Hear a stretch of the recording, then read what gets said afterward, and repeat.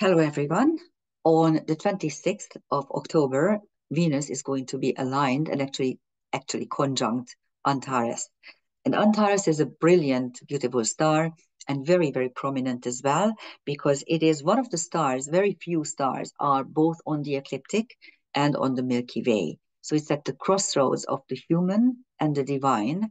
It is the heart of the celestial scorpion, and it is one of the so-called Persian royal stars, the Watcher of the West, and it brings success and fame, but you need to avoid black magic, and also you need to pay attention to what you're doing. It's a very intense star, but it is also the star of the main four pillars of the Milky Way, and Antares is one of them.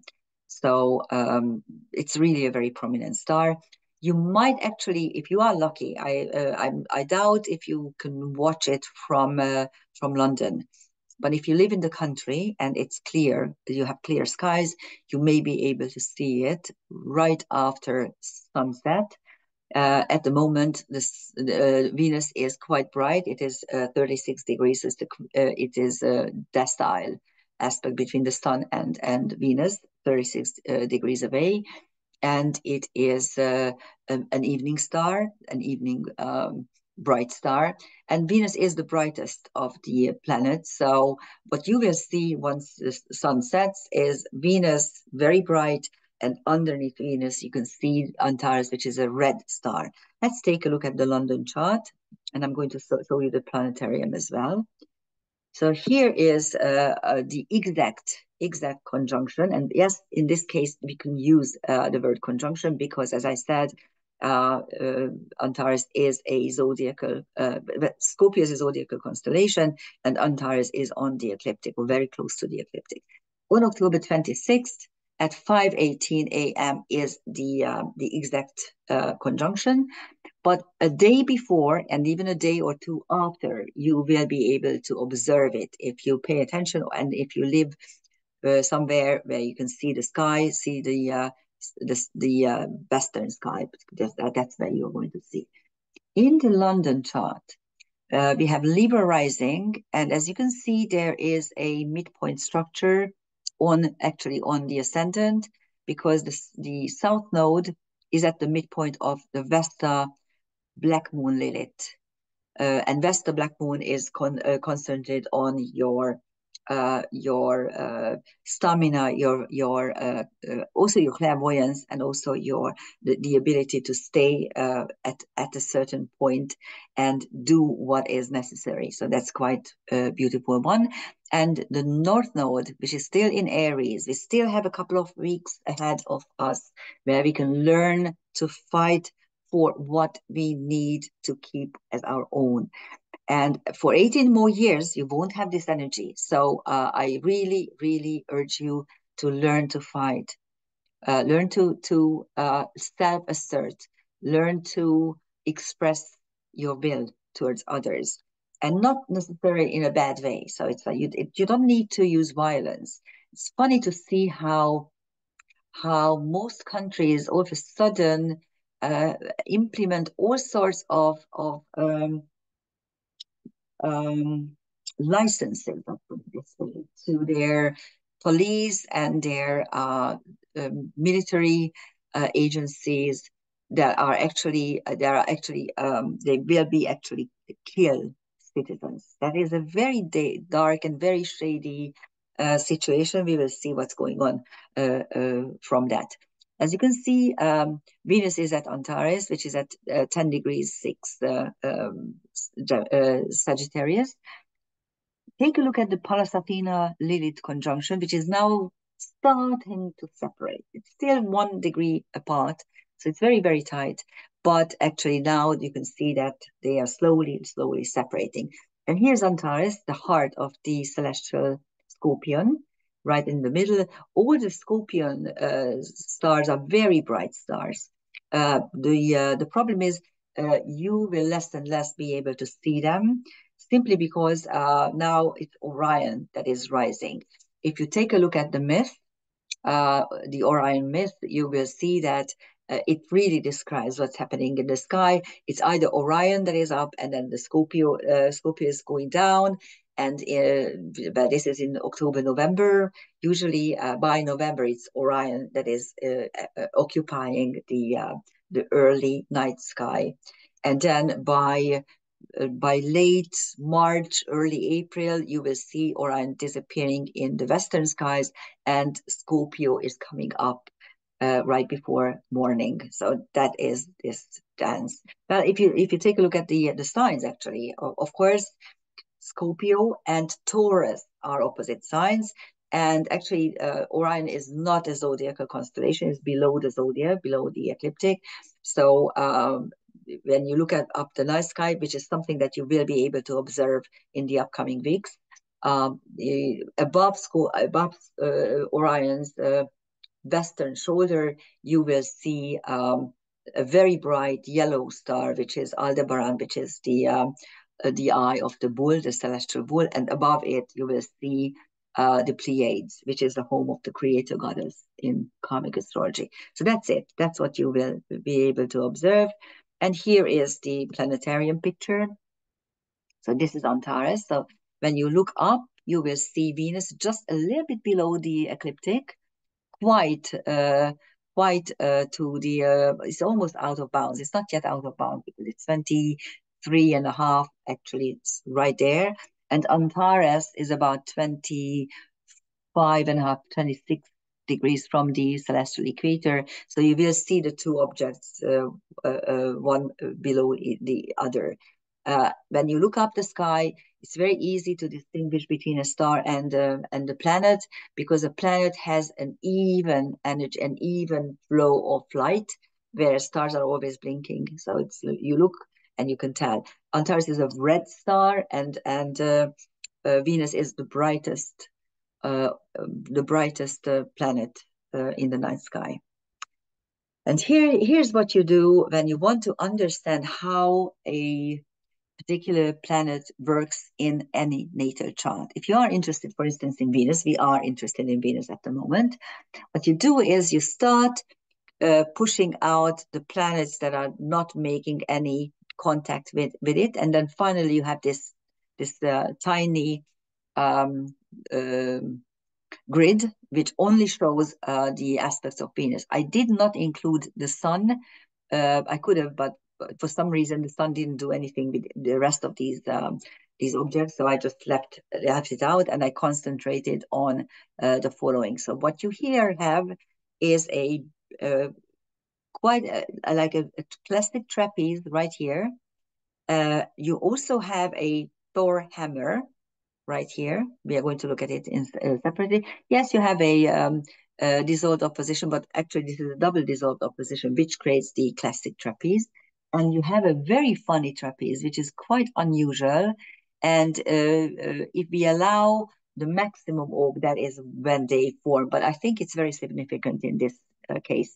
Let's take a look at right now at what we can actually utilize here. As you can see, there is a harmonic triangle and also a Thor's hammer, and they are actually included. The apex of both of them is Mars. So Mars is the fighting energy. Even in Cancer, it's still the god of war, anyhow. And the harmony triangle consists of Mars, Uranus, free will, Vesta Mars, concentrate on fight, and Vesta Uranus, which is which is the focus on how we can actually get rid of our old embedded oaths and promises and shoulds and woulds and all kinds of things.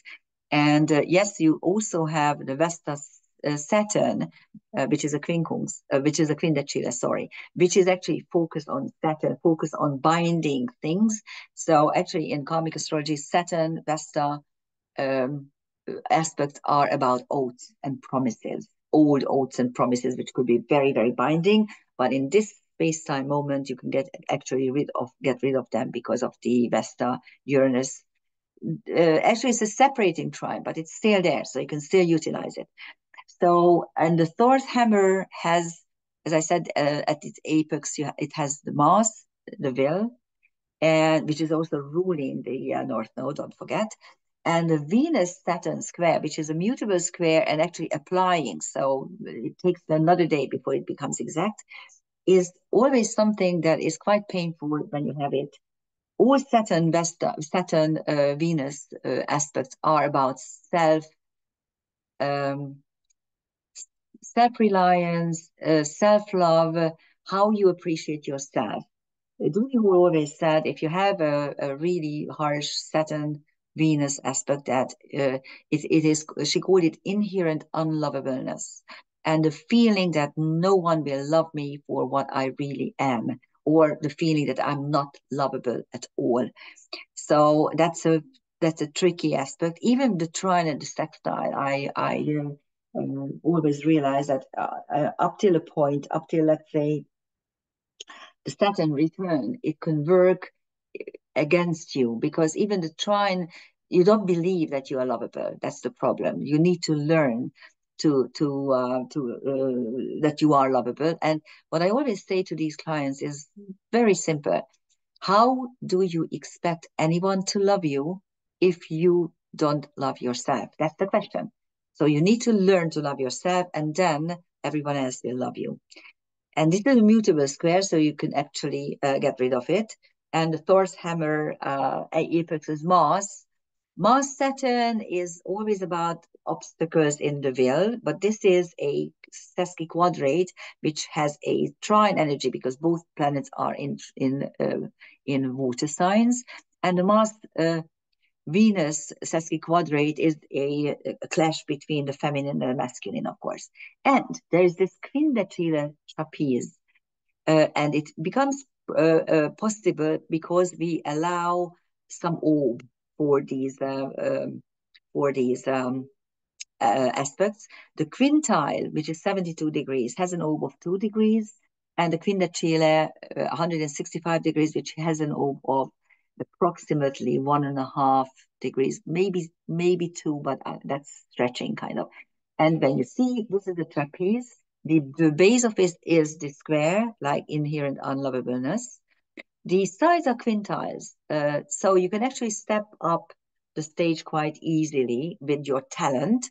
And the trine provides you with the potential to actually create harmony. How? To focus on getting rid of things that are not working towards your goals. And the inside of this trapeze are 2 quindatiles. And this is really fascinating, because the Vesta Saturn, as I said, are about oaths and promises, but you can get rid of them within this trapeze, actually. And the Venus Uranus quindatile is about commitment and freedom urges. So how can you actually get out of binding commitments by utilizing your freedom urges? Something like that. Let's take a look at the transcendental celestial objects. Quite a few. There are quite a few, and actually quite a beautiful bright stars. And on Venus, you have Tantalus, pain, Asclepius, healing, Plotinus, philosophy, and of course Antares, which is, as I said, since it is on the ecliptic and on the Milky Way, it is one of the stars which keeps the morphogenetic codes of creation. It's a very, very prominent and very important star. On Mars, you have Panacea, quite interestingly. Asclepius' daughter is Panacea, universal healing. So yes, there is potential for healing. And Procyon, I love this star. Procyon, I just love this star. It's a very bright star, but it's in Alpha Canis Minor, so it's actually in the little dog. And the big dog and the little dog, in my mind, work as if they were one constellation, the dogs. And because Sirius is the brightest star, and Procyon is also a very, very bright star. It's zero magnitude, really. But because it is close to a bright star, the brightest, Sirius, it is kind of overshadowed. So actually it works as if it were the beta star of a major constellation. And here you even have this symbolism, because the big dog is the one who who is taking care of everything and is the leader, the pack leader. And then the little dog is just learning. And no matter how bright it is, and in another environment, Procyon could have been something really big and achieving. But when you have Procyon prominent in your chart, it simply suggests that you still need to grow up, you still need to learn. This incarnation is about growing up and learning more skills and rising towards the fame and energy that a bright star can provide. On Uranus, you have two TNOs, Lempo, which is it was the chief god for the Finnish people, and then so it was the creator god. And then in Christian times, he was relegated into turned into a demon, so as something dark and ugly. And this describes the process that when there is a regime change, when there is a faith change. So you have one faith and then it is replaced by another, or there's a regime and replaced by another, or when there is a world order which is replaced by another, then the old subjects, the old protagonists are being demonized. So that's what Lempo suggests. And with Uranus, the change, this is what you see in the world. And Alicanto is the bird in the Mexican Acatama desert. It's a brilliant, beautiful bird with shining feathers of gold and silver. It is eating gold and silver, and whenever it eats too much, it's unable to fly. What is the main function of a bird? To fly. And so when you can't fly, you can't fulfill your main function. That is the karmic message of Alicanto. Be careful and don't screw up your karmic intent or your main intent. And of course, Argol is still there on Uranus. We spoke about this many times. It is the mystery school for strong women and for also a healing word for persecuted women. And on Vesta, you have Kagara, which is a mythological figure of a South African tribe.